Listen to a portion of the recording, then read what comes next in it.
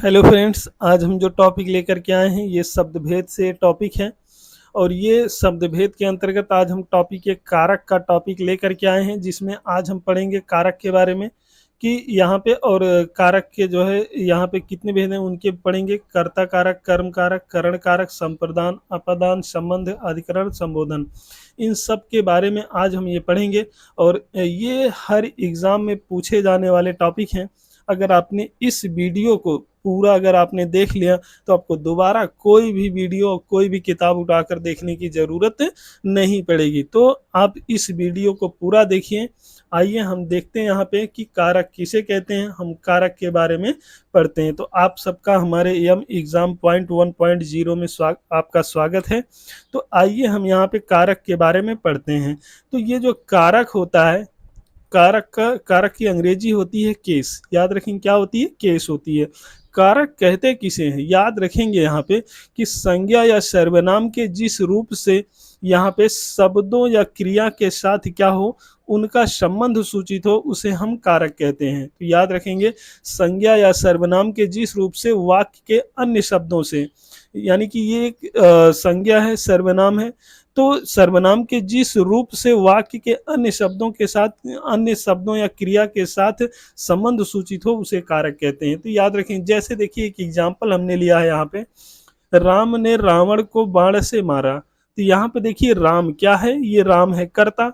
तो यहाँ पे देखिए राम के साथ, यहाँ पे देखिए राम के, अब देखिए यही कह रहा है कि संज्ञा के जिस रूप से वाक्य के अन्य शब्दों या क्रिया के साथ संबंध हो। तो देखिए ये कर्ता है, तो कर्ता के साथ देखिए यहाँ पे जो है क्रिया, अब क्रिया के साथ संबंध बता रहा है ये इतने सारी चीज़ों का। तो ये संबंध बता रहा है, इसीलिए देखिए ये क्या है? ये कारक कहलाता है, याद रखेंगे। तो आइए हम आगे चलते हैं, आगे देखते हैं और क्या महत्वपूर्ण पॉइंट है। तो यहाँ पे देखिए, इनको तो जरूर याद रखिए कि हिंदी भाषा में कारक 8 होते हैं। ये डायरेक्टली प्रश्न पूछा जाता है कि हिंदी भाषा में कारक कितने होते हैं, तो 8 होते हैं, याद रखेंगे। तो यहाँ पे देखिए क्रम, यहाँ पे कारक, विभक्तियां या चिन्ह या परसर्ग। तो याद रखेंगे यहाँ पे पहला आता है यहाँ पे कर्ता कारक। क्या आता है? कर्ता कारक आता है, जिसका यहाँ पे चिन्ह होता है या विभक्तियां होती ने या शून्य होता है। दूसरा आता है कर्म कारक, जिसकी विभक्तियां को होती है, शून्य होता है। करण कारक है, इसकी विभक्तियां होती है से या द्वारा या के द्वारा। और ये जो से का प्रयोग होता है ये साधन के लिए होता है, आगे हम इनके बारे में पढ़ेंगे। संप्रदान कारक को के लिए, अपादान कारक से अलगाव। याद रखेंगे ये से यहाँ पर भी आया है और यहाँ पर भी आया है। तो ये देखिए जो करण वाला से है ये साधन के लिए होता है, और यहाँ पे देखिए अपादान वाला से है ये अलगाव होने का भाव जहाँ पे हो उसके लिए प्रयोग होता है। अगला है संबंध कारक, का के की और रा री रे। तो अधिकरण कारक में पर, याद रखेंगे में पे पर है। और संबोधन कारक में हे, अरे, ओ जी, ये जो है क्या होते हैं? संबोधन कारक में इनके चिन्ह प्रयोग में लाए जाते हैं। तो ये संबोधन कारक के जो है क्या है? विभक्तियां हैं या चिन्ह हैं। तो याद रखेंगे। आइए हम आगे देखते हैं। आगे देखते हैं कर्ता कारक कहते किसे हैं। तो अब यहाँ पे ध्यान से देखिए, कर्ता कारक कहते किसे हैं। तो सबसे पहले ध्यान रखिए कि इसकी विभक्ति क्या होती है? शून्य होती है और ने होती है। तो अभी आगे हम इनको समझेंगे। तो यहाँ पे देखिए इसको आप बना लीजिएगा कर्ता। तो कर्ता अर्थात कौन? काम करने वाला, जो खुद स्वयं कार्य को करता है वही क्या है? वही तो कर्ता होता है। तो अगर इसकी हम परिभाषा की बात करें कर्ता की, तो वाक्य में जो शब्द कार्य करने वाले के अर्थ में आए या अर्थ में होता है उसे हम कारक कहते हैं। तो कर्ता कारक कहते हैं। तो जो स्वयं, जैसे वाक्य है, पूरा एक सेंटेंस है, तो उस वाक्य में जो है मतलब एक ऐसा शब्द होगा जो स्वयं कार्य को कर रहा होगा। अब जो स्वयं कार्य को करता है वही तो कर्ता होता है। इनको याद रखेंगे। तो यहाँ पे देखिए विभक्ति चिन्ह, विभक्ति चिन्ह होता है इसका ने या शून्य होता है। तो कैसे होता है आगे हम इनको जानेंगे। तो अगर हम विभक्ति के आधार पे कर्ता की बात करें तो इसके दो प्रकार देखने को हमको मिलते हैं। पहला आता है परसर्ग विभक्ति सहित कर्ता, और दूसरा आता है परसर्ग विभक्ति रहित कर्ता। तो सहित और रहित कर्ता है, दोनों याद रखेंगे। आइए हम दोनों के बारे में पढ़ते हैं कि परसर्ग विभक्ति सहित कर्ता क्या है और परसर्ग विभक्ति रहित कर्ता क्या है। हम पढ़ते हैं इनको। तो यहाँ पे ध्यान से देखिए, पहला है परसर्ग विभक्ति। यहाँ पे परसर्ग विभक्ति सहित कर्ता कारक। देखिए ध्यान से इसमें, जैसे यहाँ पे एग्जाम्पल दो ठो दिया है, ध्यान से देखिए। शिक्षक ने पाठ पढ़ाया, शिक्षक ने पाठ पढ़ाया, तो यहाँ पे देखिए उसकी विभक्ति पहले नंबर तो ने आ गई है यहाँ पे, तो हम वैसे ही पहचान लेंगे कि इसमें क्या है, कर्ता कारक है।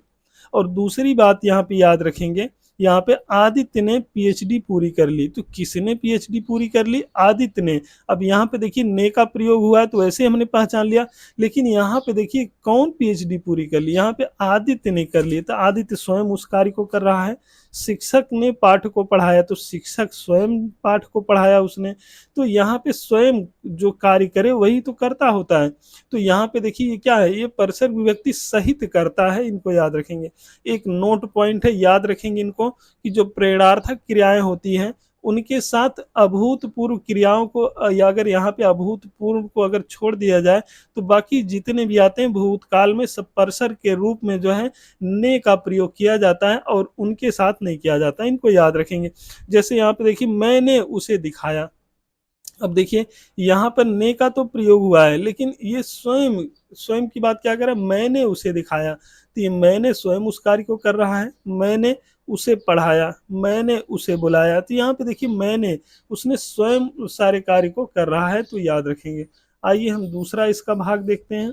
दूसरा भाग आता है यहाँ पे परसर्ग विभक्ति रहित कर्ता, दूसरा भाग आता है परसर्ग विभक्ति रहित कर्ता।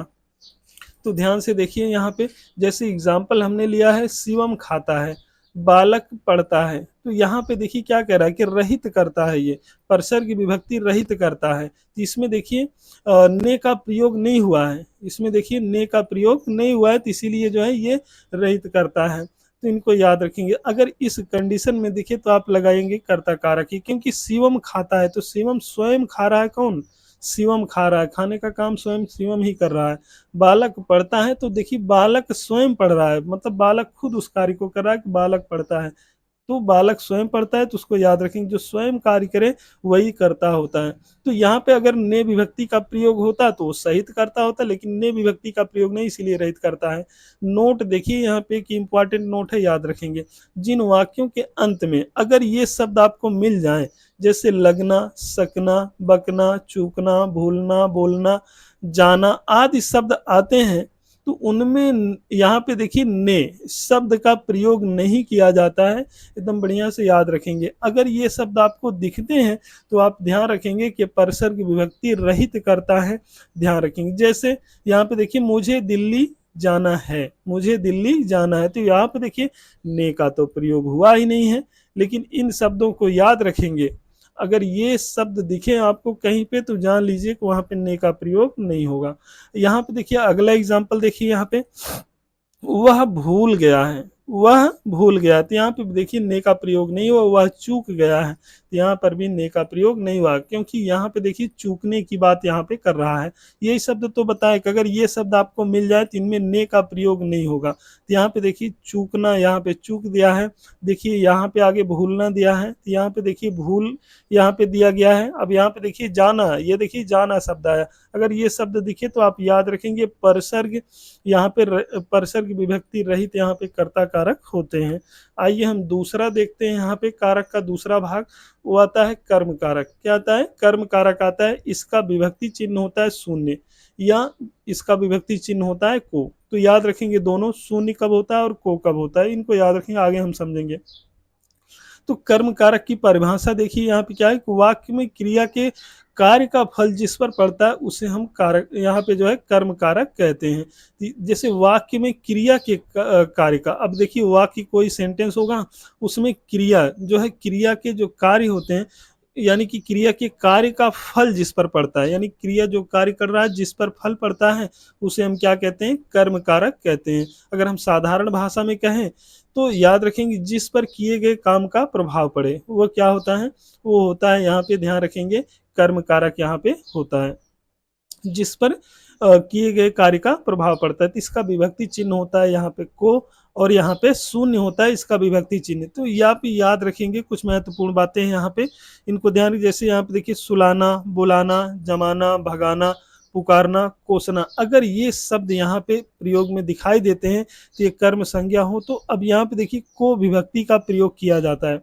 अगर ये दिखाई दे, जैसे यहाँ पे देखिए राधा ने कृष्ण को पुकारा। अब देखिए यहाँ पे पुकारना है, तो यहाँ पे देखिए पुकारा आ गया है, तो इसमें याद रखेंगे इसमें क्या प्रयोग होगा, को विभक्ति का प्रयोग यहाँ पे होगा। इनको ध्यान रखेंगे। अब जैसे देखिए माँ ने बच्चों को सुलाया, माँ ने बच्चों को सुलाया, तब यहाँ पे देखिए सुलाया भी शब्द आ गया, तो को विभक्ति का प्रयोग हो रहा है। तो याद रखें जिसमें को विभक्ति का प्रयोग हो वो होता है कर्म कारक। यहाँ पे देखिए लोगों ने शेर को भगाया, तो यहाँ पे देखिए लोगों ने शेर को भगाया, तो यहाँ पे देखिए भगाने की बात आ गई यहाँ पे। तो इनको याद रखेंगे, तो यहाँ पे किनका प्रयोग होगा, को विभक्ति का प्रयोग यहाँ पे होगा। अब यहाँ पे देखिए किस क्रिया का फल किस पर पड़ रहा है। अब यहाँ पे देखिए ध्यान से कि यहाँ पे देखिए भगाया, ये क्या है, भगाया का यहाँ पे जो है फल कहीं ना कहीं पड़ रहा है। अब यहाँ पे देखिए पुकारा, पुकारा का फल किस पर पड़ रहा है, ये देखिए आगे कृष्ण पर पड़ रहा है, तो कृष्ण क्या हो जाते हैं, ये कर्म हो जाते हैं। अब देखिए सुलाया, सुलाया किसको सुलाया, बच्चे को सुलाया, तो यानी कि क्रिया का फल किस पर पड़ रहा है, याद रखेंगे क्रिया का फल यहाँ पे जो है बच्चे पर पड़ रहा है, इसीलिए जो है ये क्या होता है, ये कर्म कारक यहाँ पे होता है। आइए हम आगे चलते हैं, आगे देखते हैं यहाँ पे तीसरा जो है कारक का तीसरा भाग। तीसरा भाग यहाँ पे आता है करण कारक। क्या आता है, यहाँ पे आता है तीसरा भाग आता है करण कारक। ध्यान रखेंगे इसका विभक्ति चिन्ह होता है से, द्वारा या के द्वारा, तो याद रखेंगे इसका शाब्दिक अर्थ होता है कारण। क्या होता है, कारण। करण का जो है शाब्दिक अर्थ होता है कारण। ध्यान रखेंगे इसकी परिभाषा अगर हम बात करें, जिसकी सहायता से कार्य संपन्न हो वह जो है क्या होता है, करण कारक होता है। याद रखेंगे जिसकी सहायता से कोई कार्य संपन्न हो, इसका विभक्ति चिन्ह होता है से, द्वारा, के द्वारा। और यहाँ पे देखिए से का जो प्रयोग होता है किसके लिए होता है, ये साधन के लिए होता है। आइए देखते हैं, जैसे वह कुल्हाड़ी से वृक्ष काट रहा है, यहाँ पे देखिए वह कुल्हाड़ी से वृक्ष काटता है, किससे वृक्ष काटता है, कुल्हाड़ी से वृक्ष काटता है। अब यहाँ पे देखिए, ये देखिए कुल्हाड़ी से वृक्ष काटता है। अब यहाँ पे देखिए काटने का काम तो हो रहा है, पर किससे हो रहा है, कुल्हाड़ी से हो रहा है। अर्थात यहाँ काटने का कार्य किससे संपन्न हो रहा है, यहाँ पे कुल्हाड़ी से हो रहा है। इसीलिए ये जो से है इनका प्रयोग किस किस में होगा, करण कारक में होगा। क्यों, क्योंकि कुल्हाड़ी की जो है ये सहायता ली जा रही है, तो इस कुल्हाड़ी की सहायता से ही कार्य क्या हो रहा है, संपन्न हो रहा है। कुल्हाड़ी नहीं होती तो काटने का कार्य संपन्न नहीं होता। इसीलिए जो है यहाँ पे कुल्हाड़ी क्या है, एक साधन है, तो जहाँ पे साधन का प्रयोग हो वहां पे क्या होता है, करण कारक होता है। जैसे आगे देखिए, आगे देखते हैं हम, बच्चे गेंद से खेल रहे हैं। अब देखिए अगर गेंद नहीं होती तो यहाँ पे देखिए सीधा सीधा है कि करण कारक नहीं होता। तो यहाँ पे देखिए गेंद क्या है, गेंद एक साधन है। साधन कैसे, क्योंकि इसी के साथ बच्चे क्या कर रहे हैं, यहाँ पे खेल रहे हैं, ये साधन है, इसीलिए जो है ये क्या है, यहाँ पे जो है क्या हो जाता है, करण कारक हो जाता है। तो ध्यान रखेंगे यहाँ पे खेलने का काम किससे संपन्न हो रहा है, गेंद से हो रहा है। और यहाँ पे देखिए से विभक्ति का प्रयोग भी हुआ है, इनको भी ध्यान रखेंगे। भगवान राम ने रावण को बाण से मारा, तो यहाँ पे देखिए से विभक्ति का तो प्रयोग हो रहा है, लेकिन कार्य किससे संपन्न हो रहा है, बाण से संपन्न हो रहा है। राम ने तो रावण को मारा, लेकिन किससे मारा, बाण से मारा। तो बाण क्या है, यहाँ पे एक साधन है, याद रखेंगे। आइए आगे चलते हैं, हम अगला देखते हैं यहाँ पे संप्रदान कारक। क्या देखते हैं, संप्रदान कारक। इसका विभक्ति चिन्ह होता है को या के लिए जो है इसका विभक्ति चिन्ह होता है। और इसका अगर हम शाब्दिक अर्थ बात करें, संप्रदान का शाब्दिक अर्थ होता है देना। परिभाषा अगर हम बात करें, जिसे कुछ दिया जाता है या जिसके लिए कोई कार्य किया जाता है वहां संप्रदान कारक होता है। तो इसका विभक्ति चिन्ह याद रखेंगे, विभक्ति चिन्ह होता है को या के लिए। डायरेक्टली एग्जाम में पूछ लिया जाते हैं विभक्ति चिन्ह भी। जैसे यहाँ पे देखिए, यहाँ पे देखिए गुरु जी को फल दो। अब यहाँ पे देखिए ध्यान से, ध्यान से देखिए यहाँ पे कि गुरु जी को फल दो। अब यहाँ पे बात क्या कर रहा है, कुछ देने की बात कर रहा है ना, क्या देने की बात कर रहा है, फल देने की बात कर रहा है। तो ये कह रहा है कुछ अगर देने की बात हो तो वहां पे क्या होता है, याद रखेंगे संप्रदान कारक होता है। और इसका विभक्ति चिन्ह भी क्या है, यहाँ पे को आया है। अगला दूसरा एग्जाम्पल देखते हैं कि राजा प्रजा को दान देता है। तो अब देखिए यहाँ पर भी दान देने का काम हो रहा है, मतलब कुछ देने की बात हो रही है, और इसका विभक्ति चिन्ह भी आया है। तो अगर ये कंडीशन हो तो ये क्या होता है, संप्रदान कारक होता है, याद रखेंगे। भूखे के लिए रोटी लाओ। अब यहाँ पे देखिए भूखे के लिए कहीं ना कहीं ये लाने की भी बात करी, तो जो भूखा है उसको देने की बात करें, उसको उसके लिए रोटी लेके आओ। तो यहाँ पे देखिए के लिए विभक्ति चिन्ह का भी प्रयोग हुआ है। माँ बेटे के लिए भोजन लाई। अब यहाँ पे देखिए कहीं न कहीं ये लाने देने की बात हो रही है, इसीलिए यहाँ पे क्या हो रहा है, ये क्या होता है, संप्रदान कारक यहाँ पे होता है। आइए आगे देखते हैं अपादान कारक। अपादान कारक की अगर हम बात करें तो इसका विभक्ति चिन्ह होता है से। तो याद रखेंगे अपादान कारक कहते किसको हैं? याद रखेंगे संज्ञा के जिस रूप से एक वस्तु या दूसरी वस्तु से तुलना की जाए, समानता बतलाई जाए, अलगाव हो, डर हो, भय का अगर भाव प्रकट हो, तो क्या होता है वहां पे अपादान कारक होता है। ध्यान रखेंगे संज्ञा के जिस रूप से किसी दूसरी वस्तु को, यही तो बात कर रहा है, किसी दूसरी वस्तु का जो है दूसरी वस्तु से तुलना की जाए। एक वस्तु है और दूसरी वस्तु से जो है क्या की जाए, इसकी तुलना की जाए और या इनमें समानता दिखाई जाए, इनमें अलगाव हो जाए या इनमें डर या भय पैदा हो जाए, तो क्या होता है वहां पे होता है अपादान कारक होता है। आइए यहाँ पे इसकी विभक्ति चिन्ह की अगर हम बात करें तो इसकी विभक्ति चिन्ह होता है से, और ये से का प्रयोग हमेशा अलगाव के रूप में ही होता है, याद रखेंगे। जैसे आइए देखते हैं वृक्ष से पत्ते गिरते हैं। अब यहाँ पे देखिए वृक्ष से विभक्ति चिन्ह का चिन्ह भी आ गया है। अब यहाँ पे देखिए वृक्ष से पत्ते गिरते हैं, किसकी बात कर रहा है, अलगाव की बात कर रहा है। यानी कि वृक्ष से क्या हो रहा है, पत्ते अलग हो रहे हैं, यानी कि उससे नीचे गिर रहे हैं, इसीलिए अपादान कारक होता है। अगला एग्जाम्पल देखिए राम घर से बाहर गया, तो से विभक्ति तो आया ही है, ठीक है। अब यहाँ पे देखिए राम घर से बाहर गया, तो राम का जो है अलग होना बताया जा रहा है, घर से अलग हो रहा है। अगला पॉइंट यहाँ पे अगला उदाहरण देखते हैं। यहाँ पे अगला उदाहरण है कि आदित्य हॉस्पिटल से बाहर आया, तो हॉस्पिटल से यहाँ पे देखिए अलग होने की बात की जा रही है। अगला देखिए अर्पित सीमा से सुंदर है।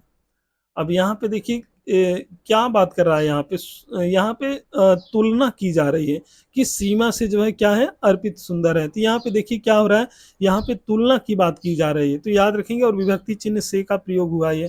काजल कुत्ते से डरती है, तब यहाँ पे देखिए भय की बात हो रही है, यानी कि डर की बात हो रही है, और से का भी प्रयोग हुआ। अगर ये स्थिति बनती है तो आप याद रखें, इनको लगाएंगे कि यहाँ पे क्या होते हैं, अपादान कारक यहाँ पे होता है। आइए हम आगे चलते हैं, अगला देखते हैं संबंध कारक। देखते हैं अगला संबंध कारक। ध्यान रखेंगे इसका जो है विभक्ति चिन्ह होता है का, के, की, रा, रे, री।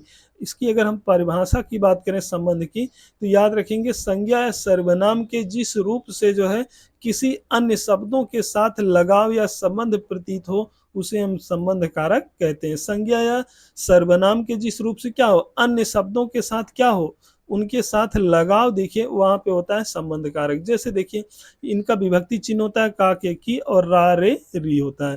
तो एक नोट पॉइंट है, याद रखेंगे संबंध कारक के विभक्ति चिन्ह, यहाँ पे देखिए संज्ञा, लिंग, वचन के अनुसार जो है क्या होते हैं, ये बदल जाते हैं, तो इनको याद रखेंगे। अब यहाँ पे देखिए, जैसे यहाँ पे देखिए यह मेरा कपड़ा है। अब यहाँ पे देखिए रात की तो बात की जा रही है, लेकिन यहाँ पे संबंध भी दर्शाया जा रहा है कि क्या है, मेरा कपड़ा है। यहाँ पे संबंध यही दर्शाया जा रहा है कपड़े से और जो है मुझसे, कि ये कपड़ा क्या है, मेरा है। तो इसीलिए जो है ये संबंध दोनों के बीच है। यह देखिए अगला पॉइंट, यह भानु प्रताप की बेटी है। तो यहाँ पे देखिए की तो आ ही गया है, काके की विभक्ति चिन्ह वैसे ही पहचान लेंगे, लेकिन यहाँ पे देखिए भानु प्रताप की बेटी, यानी कि भानु प्रताप से जो उनकी बेटी का संबंध बताया गया है। यहाँ पे देखिए अर्पित अतीत का बेटा है। अब ये देखिए यहाँ पे कहीं ना कहीं क्या है, अतीत, और यहाँ पे देखिए अर्पित। अब ये है, तो दोनों के बीच जो है संबंध की बात करें, संबंध क्या, बेटे का संबंध यहाँ पे दर्शाया गया। तो यही कह रहा है कि जहां पर संज्ञा या सर्वनाम से क्या हो, कहीं ना कहीं संबंध का बोध हो। तो अब यहाँ पे देखिए, ये देखिए कहीं ना कहीं यह ये क्या है, सर्वनाम है, लेकिन अर्पित क्या है, ये क्या है, ये संज्ञा है। तो इनको याद रखेंगे। अगर आप संज्ञा वाली वीडियो नहीं देखें तो आप हमारे चैनल के प्लेलिस्ट में जा करके संज्ञा का वीडियो देख लेंगे। और भी महत्वपूर्ण है संबंध कारक में, याद रखेंगे कि मुहावरेदार शब्द का प्रयोग संबंध कारक होता है। जैसे होली की होली, रात की रात, कान का कच्चा, अगर ऐसे कहीं दिखे तो ये भी क्या होते हैं, संबंध कारक के अंतर्गत गिने जाते हैं। और प्राय संबंध देने के अर्थ में भी संबंध कारक होता है। जैसे ब्राह्मण को दक्षिणा दो, सोहन को बाल बच्चा नहीं है। तो यहाँ पे देखिए अगर इस कंडीशन की बात करती है तो क्या होता है, यहाँ पे संबंध कारक यहाँ पे होता है। और यहाँ पे एक नोट महत्वपूर्ण पॉइंट है, याद रखेंगे विभक्ति के स्थान पर ज्यादा से ज्यादा क्या प्रयोग होता है, अगर यहाँ पे वाला या वाली प्रत्यय का प्रयोग होता है तो वहां पर भी संबंध होता है, संबंध कारक। जैसे चांद वाली थाली, अब यहाँ पे देखिए राम वाला घर, तो यहाँ पे देखिए वाला वाली आई है, तो अगर ये शब्द भी दिखे तो यहाँ पे क्या होता है, संबंध कारक होता है, याद रखेंगे। वैसे ही बता रहा है चांद वाली थाली, तो दोनों के बीच संबंध यहाँ पे बता रहा है। और ये आप ध्यान रखेंगे, यहाँ पे महत्वपूर्ण बात है, अगर इस पीडीएफ को जो है आपको चाहिए जो है, तो हमारे टेलीग्राम से आप जुड़ सकते हैं, वहाँ से जो है इस पीडीएफ को डाउनलोड कर सकते हैं। तो हमारे चैनल को सपोर्ट करिए, और हमारी वीडियो अच्छी लग रही हो तो हमारी वीडियो को आप लाइक कर दीजिए, शेयर कर दीजिए और सब्सक्राइब करिए। आइए हम देखते हैं अगला जो है यहाँ पे अधिकरण कारक। क्या देखते हैं, अधिकरण कारक, इसका विभक्ति चिन्ह होता है में, पे या पर होता है इसका विभक्ति चिन्ह। तो अगर हम परिभाषा की बात करें यहाँ पे, तो याद रखेंगे शब्द के जिस रूप से क्रिया के आधार का बोध हो उसे हम अधिकरण कारक कहते हैं। जैसे इसका विभक्ति चिन्ह है में, पे या पर होता है। और ये महत्वपूर्ण है, याद रखेंगे। अधिकरण की पहचान करेंगे कैसे हम, ये बातें ध्यान रखना आपको। देखिए इसमें किस में, किस पर, किस पे आदि शब्दों से जो है इसकी पहचान की जाती है। इनमें भीतर, ऊपर, अंदर, बाहर, बीच शब्द का भी प्रयोग किया जाता है। अगर ऐसे शब्द आपको दिखे तो क्या होते हैं, अधिकरण कारक यहाँ पे होते हैं। आइए हम एग्जाम्पल से समझते हैं इसको अधिकरण कारक के बारे में। तो यहाँ पे देखिए इनको, जैसे देखिए टीवी मेज पर रखी गई है, कहीं ना कहीं देखिए यहाँ पे पर विभक्ति का भी प्रयोग हो रहा है। यहाँ पे देखिए अंदर बाहर की भी बात की जा रही है, घर के अंदर क्या है, तो अंदर बाहर भीतर शब्द का भी प्रयोग है। यहाँ पे देखिए मुख्य अतिथि के सम्मान में विभक्ति का प्रयोग हुआ कि यह आयोजन किया गया है, इनको याद रखेंगे। वह शाम को यमुना के किनारे जाता है, तो ये देखिए किनारे शब्द का भी प्रयोग हुआ। वह अगले साल आएगा, तो अगले शब्द का प्रयोग। तो कुर्सी पर मास्टर बैठे हैं, तो ये पर शब्द का भी, पर क्या है, विभक्ति का भी प्रयोग हुआ है। तो याद रखेंगे ये कंडीशन बनती है तो क्या होता है, अधिकरण कारक यहाँ पे होता है। आगे हम देखते हैं यहाँ पे लास्ट जो है कारक का भाग, संबोधन कारक। इसका विभक्ति चिन्ह होता है हे, अरे, अहो, अजी, आहा। तो ये कहीं ना कहीं ये जो है क्या होते हैं, संबोधन कारक के विभक्ति चिन्ह होते हैं।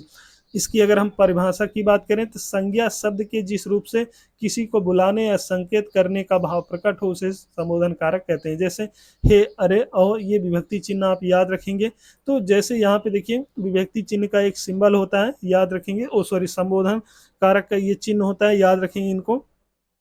जैसे देखिए हे आदित्य यहाँ आओ, अब देखिए यहाँ पे बुलाने की बात की जा रही है, तो यहाँ पे देखिए ये सिंबल जिसमें लगा हो क्या होता है, ध्यान रखेंगे, वो होता है जो है यहाँ पे संबोधन कारक। अरे अर्पित कहाँ हो, अब यहाँ पे देखिए ये सिंबल लगा है। अब देखिए तो ये सिंबल जिसमें लगा हुआ देखिए, आप याद रखेंगे क्या होता है, संबोधन कारक यहाँ पे होता है। तो ध्यान से देखिए आगे जो है आपने यहाँ पे इस वीडियो को अगर पूरा देखा है तो आपको दोबारा कोई भी वीडियो पढ़ने की ज़रूरत नहीं पड़ेगी, आप ध्यान रखेंगे। तो हमारी वीडियो अच्छी लगी हो तो हमारी वीडियो को आप जो है यहाँ पे सब्सक्राइब करिए, और हमारे वीडियो को लाइक करिए, हमारे वीडियो को शेयर भी करिए, और कमेंट में बताइए कि हमारी वीडियो आपको कैसी लगी।